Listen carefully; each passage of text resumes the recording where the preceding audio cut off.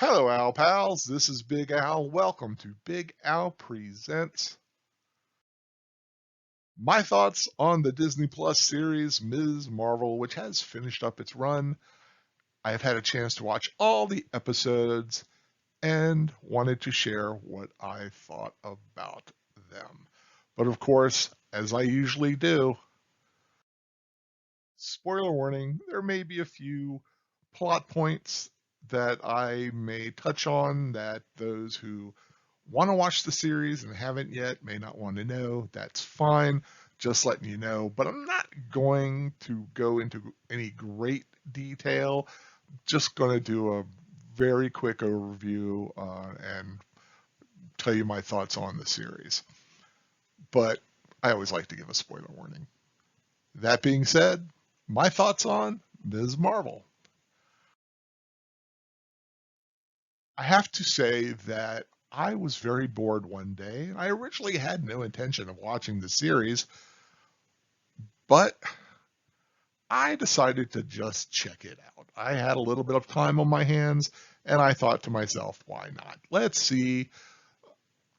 The Disney Plus series for Marvel have been a bit of a mixed bag. We've had the very good Moon Knight and Hawkeye, the not so good in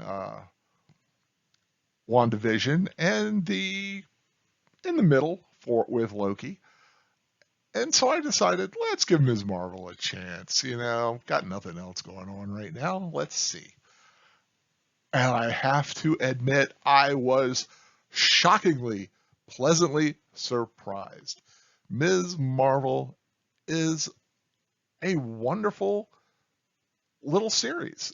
It has great acting, great character development, a decent story.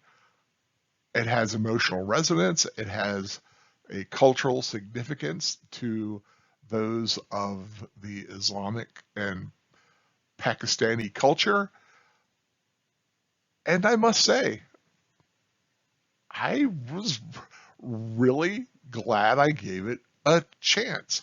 I think the best thing to come out of the series is Iman Vellani, who played Kamala Khan, Ms. Marvel herself.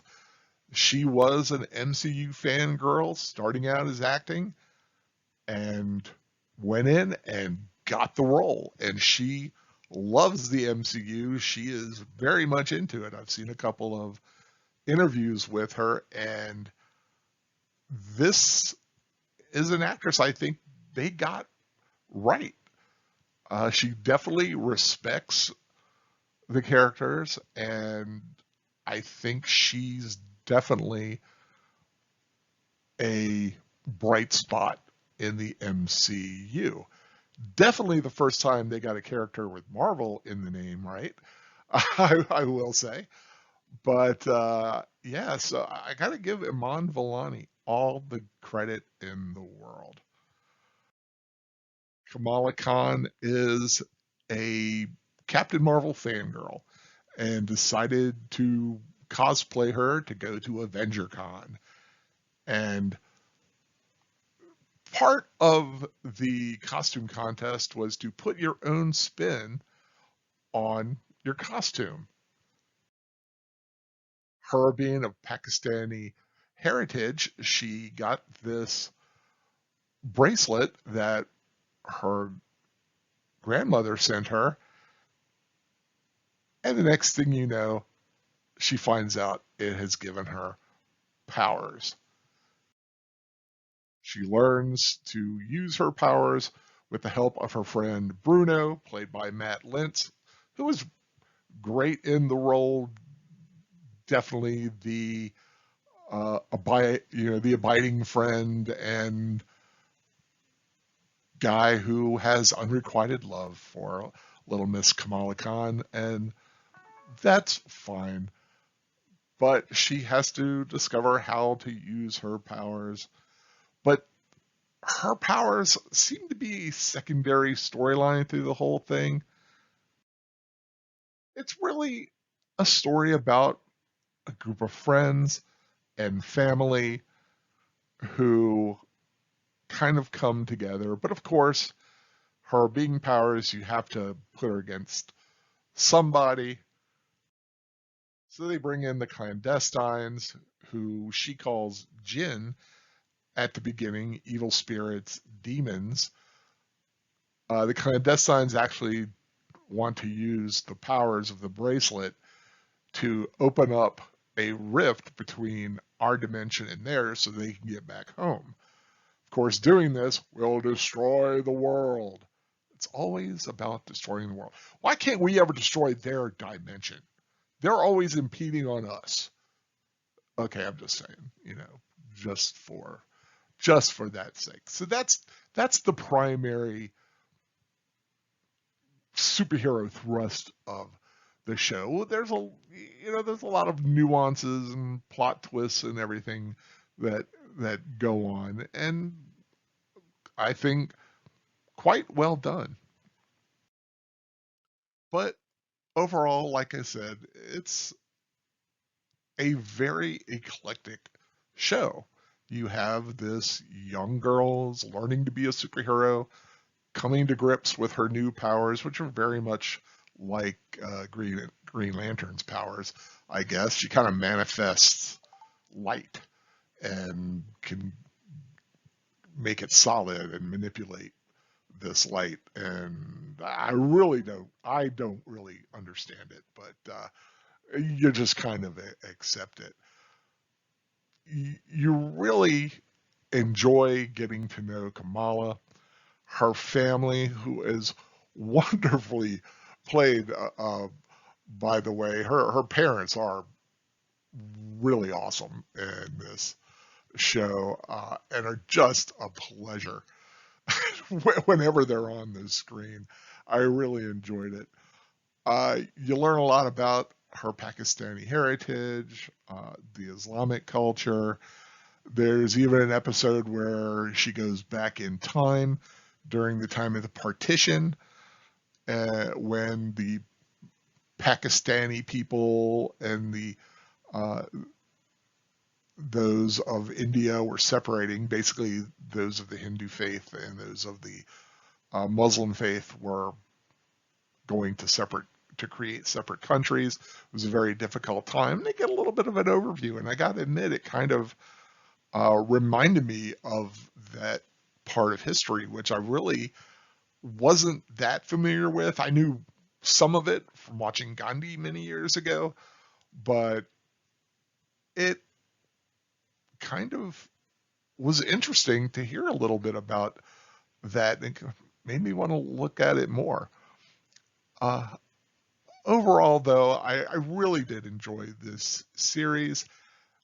It does skew very young. It is very much like definitely a Disney type show that you would see even on the Disney Channel proper. Something like a High School Musical or uh, Zombies or whatever they've got going on now. It's young actors uh, showcasing their talents. The adults are in the background mostly, but are definitely well done and do the most with what they are given. And we do get a special appearance at the very end. This is a big spoiler. Yes, Captain Marvel does show up for all of 10 seconds in the final episode's post-credit scene. So we do get a connection, and we are going to see Ms. Marvel again in the Marvels when they put all the Marvel characters together, those with the name Marvel, I'm assuming, uh, together. And they do kind of set it up at the end to something happens and it's left open ended for the next project. I don't know if it's a movie or a series. I would rather it be a series, but I really am not sure. But Ms. Marvel, a very pleasant surprise. It's not perfect. It is very much the origin story. It is very much a younger generation's type of a series. The style of the shots that they give, there's a lot of animated uh, aspects in the storytelling, which are well done, but it definitely does age the show down. Like I said, something you might find on Disney proper or Freeform, or I don't know, yeah, just where you'd find those teen series at.